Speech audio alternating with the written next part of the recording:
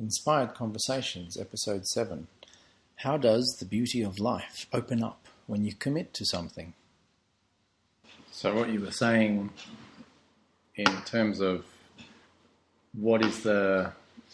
at what point do things really start to change? What is the defined moment when things start to change? Well, like just listening to Les Brown, it really is such a struggle initially to get to that place, because there's a lot of groundwork to actually believe in yourself and to know you can do it, or to know that if you start it, to not give up on yourself. That's the hardest bit, getting to that place where you really do have that commitment. And the interesting thing is, when you make a commitment, it's a commitment to yourself. Yeah. When we do commit to something, we do it from within. It can't be for anyone else but ourselves. We don't choose to commit to things from other people's will. We'll do things for other people, but we don't commit.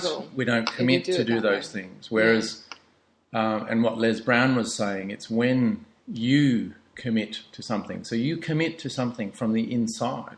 But the beautiful part is when you know you have to do this.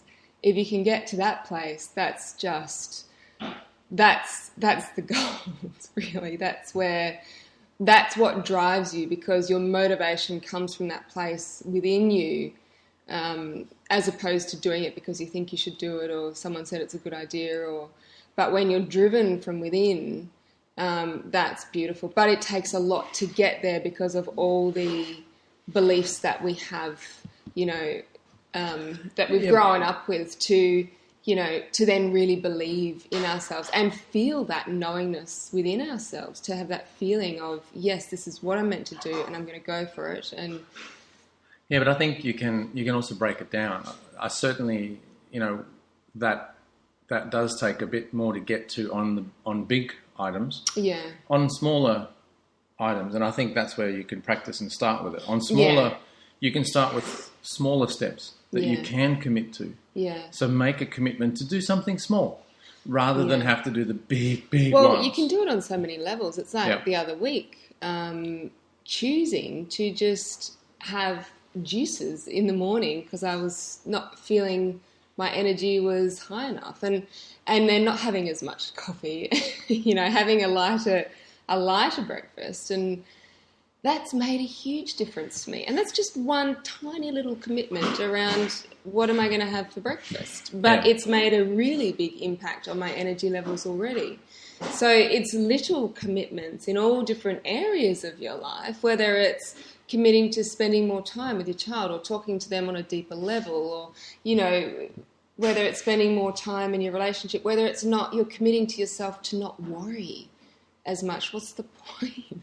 It's those little commitments everywhere, that they're little choices, really, aren't they? And the thing I love about what Les Brown said is, when you do commit to something inside, the universe supports you and starts to show you answers. And that's the really interesting part.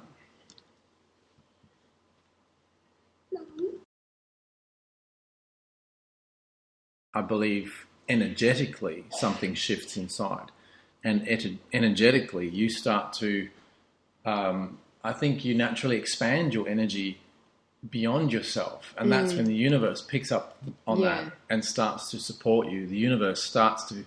Well, it starts to give you answers, doesn't it? It starts to give you messages. And you're open to it. It's like, because you've committed to that, you're a little bit more focused on it. Yeah. And you start to notice things in alignment with that. Yeah. And then it seems to flow much easier. So you don't have to know how. You just need to commit to taking small steps. Yeah. And then just follow what the universe shows you and tells you to do. Yeah. And those messages and signals is what I believe we need to and can improve on, I mean, it would be great if they could teach that as a subject at school. How do you read the signals of the universe? Because it comes in so many forms. Yeah. And, you know, we're used to absorbing information, say, from the internet. You can look it up on Google, you can read it in a book, you can listen to an audio, you can watch a video. But there's signals from the universe come from all over the place. The way certain things happen in the day, the sequence of how things happen. And it's really just to pause instead of your mind just steamrolling over those things and just go, oh, that's different, or that's...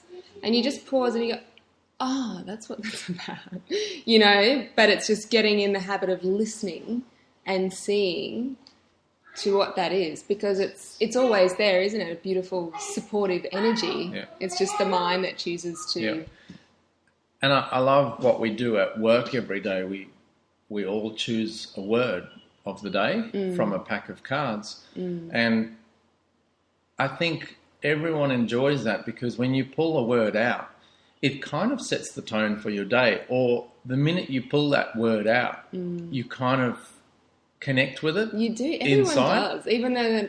it's that, and that's such a simple thing that you can physically do. Yeah. Draw a word, or if you generated a quote, or, you know, little things like that, that there's little pearls of wisdom in those signals. So it's about creating your life so that you've got a daily experience of, you know, having those little pearls of wisdom come into your life. And I think they help because, you know, there is no such thing as random. It's all... But you have to commit on that level. That's where that, you know... Well, if you haven't committed on that level, the messages aren't as clear, are they? Or they don't make sense. Yeah. You don't understand them. Yeah, So it comes down back to that. Yeah.